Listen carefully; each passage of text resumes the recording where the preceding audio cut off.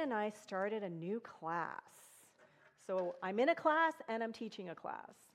And so it's a unique position to be in. It's actually a really cool position to be in because it would sort of seem like, these classes are unrelated, but they actually, like, building the bridge and finding the bridge between the two, it's all related, right? Because it's all consciousness.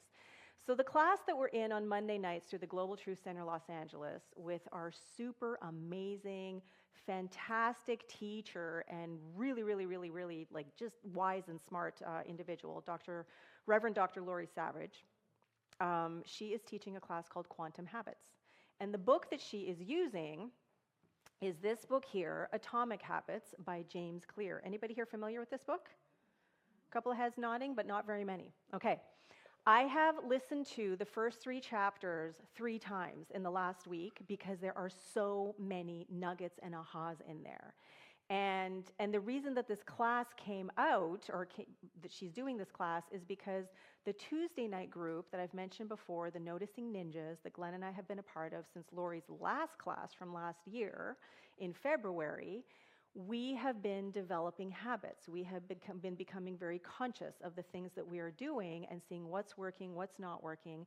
And one of the things that I talked about a few weeks ago was when one of the women in the group and I started doing this 5 minutes a day. This, I can't remember what the acronym was that I use now, but it was 5 minutes a day for me to tidy up the piles of paper on my floor that were organized in categories, but just weren't making it to the closet. I don't have a filing cabinet, so the box that's in the closet, but they were all there. And then her office was another situation entirely. And so she kept talking about her office and how it was weighing on her. For months she would talk about this and my papers and piles and this and whatever, and I'm so behind. And finally one day I'm like, just show us the floor, just show us the office, rip off the Band-Aid. She's like, no, I can't, I got to clean it up a little. I'm like, well, you haven't for the last several months, so just show us. So she picked up her computer and she walked around, and at first we're like, that's not that bad. And then, whoa, it's like, how can you even walk around in that? But anyway, so I'm like, here's my phone. Tomorrow morning at 7 a.m., I am calling you. We're setting a timer for 5 minutes. I'm going to go and attack my piles of paper. You're going to start working on your office. And we did that for 28 days straight. And then it got a little challenging for me because I find that on Sunday morning when I get up at 5, this is all I want to focus on. And if something else, it just interrupted the flow and everything kind of, suffered is not quite the word, but whatever. So I ended up dropping off, and she's continued, and this class is partly a result of, that success. Well, what I have to confess is that in the first 4 months of this year, as I was going through, and I'm just going to keep embellishing it every time, the 97 Dark Nights of the Soul, the papers started going back on the floor, and this time not neatly at all. It was just like, wherever they land kind of thing, because I don't have it in me to do anything else with them, because some days it was just about existing. And then it finally got to the point where it's like, what is happening here? This can't be anymore. And so I have to do something about this because I also have to get my taxes done, right? And these papers are all over the place. So this class is happening now on Monday. And so now I have a new partner to go through this, 5-minute challenge again. And so I chose my papers again. And just in a few days, it's just like, oh, the spaciousness, it's so amazing, it's so fantastic. But what's really interesting is reading this book. And why can you have all these great intentions and have all of these things that you make plans for and then go and even do them, but then you fall back into the habits that got you there in the first place? And so it has to do with identity and how you see yourself, but that's a little bit further down the road. What I want to talk about today is the micro changes, the little tiny baby steps that can seem so insignificant in the moment, but as they compound over time, wow, can they ever make a difference? And the reason I want to talk about it is because that's part of why we come together.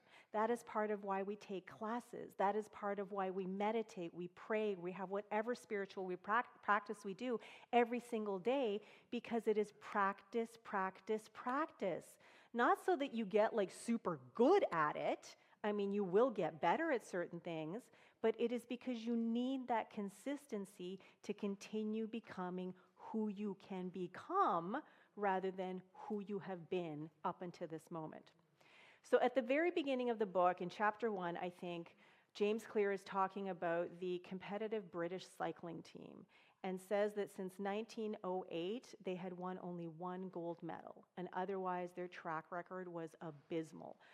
So bad, in fact, that no bike manufacturer wanted to be associated with them because they thought if they did, their sales would drop, right? And so then in 2003, apparently the team hired Dave Brailsford, this guy, to coach them, and he started making teeny tiny changes right away. Some of them were like they started rubbing alcohol on the tires so that they had better grip. They really paid attention to the massage oils that they were using when the guys were getting massaged so that their bodies felt good. They started making them wear electric heated shorts so that their muscles were warmed up. And all of these tiny little incremental changes started having a big impact. And they continued, not just with the obvious, but the not so obvious ones, like they painted the inside of their vans white so that any teeny tiny speck of dust that might go unnoticed but could, mess with the integrity of the machinery, the bikes, that they could get rid of the dust before it messed with the bikes, right? And what ended up happening in just 5 years was that this team that was basically a loser of a team that nobody wanted to be associated with, that had won 1 gold medal, went on to win 178 world championships, 66 Olympic or Paralympic gold medals, and 5 Tour de France victories. All because of these teeny tiny incremental changes that compounded over time. And so when I read this, I was like, oh my God, this is really neat, because I just had the coolest experience at my vocal lesson on Friday. So last week, I sang my song. And when I sang my song, from the beginning, I could not get grounded in my breath. And so I felt completely out of breath the entire time. I didn't feel anchored. And I'm like, in my mind, this is my song and it stinks the way I'm singing it. And so when I had my lesson with Lexa on Friday, she's like, what do you want to work on? And I said, Lexa, I think I need to work on my song, because this is what happened. And it was right after I talked a whole lot, and then I realized, oh, now I have to sing. But I mean, I often sing 3 songs during service, and so this wasn't, something really new. But it's a slower song, there's nowhere to hide in there, and I just, it just didn't feel good for me. So she said, okay, sing it. So I sang it, and I finished, and she's like, Lesia, don't be such a breath hero. And I'm like, what? And she's like, you can breathe, And I'm like, what do you mean? And she starts singing it, and she's like breathing after every phrase. And I'm like, whoa, that is so different. Like, even though I'm singing more now than I'm playing piano, I played piano for years when I was younger. And for me in piano, which was mostly classical, it was all about the phrasing and all about, you got to make everything sound super fluid. Try not to use the pedal. I don't know if that's, part of your world or not, but my classical teacher was like, do not use the pedal unless, specific composers or something. You got to do it all with your hands, spirit of illusion kind of thing. And so I'm like, what? I can breathe? And so there were all of these breaths that I could insert. And then she's like, why are you singing in such a low key? And I'm like, well, so I can hit the higher note. She goes, no. Like, it's just like it's sounding lifeless and dull. You need to sing it in a higher key. So we went up, just a half step. That's it, like a half step, not even a whole note. Sang it in a higher key. All right? And then she's like, and Lesia, it's really slow. And I'm like, it's a reflective tune. She's like, doesn't matter. It's really slow. And I even saw you towards the end of the song, speeding it up a little bit. And so those 3 changes, just inserting a bunch of breaths, finding power in the breath to go into the next line, not taking as massive a breath, which I'm so used to doing, just like, a shallow one, changing the key, changing the tempo, the song was a completely different song, and I felt completely different as a result. And then on that same day, it didn't occur to me until today as we were driving here. Before I went to my lesson, I was at the gym. I don't know if you guys know that I do this. And so I was at the gym, and I was doing deadlifts, which I haven't done since I started working with Gareth. And they're one of my favorite exercises to do, but I haven't really done them a lot since I moved here from Toronto. So I'm like, I know what to do. And the deadlift he shows me is a completely different kind of deadlift than the ones that I'm used to doing.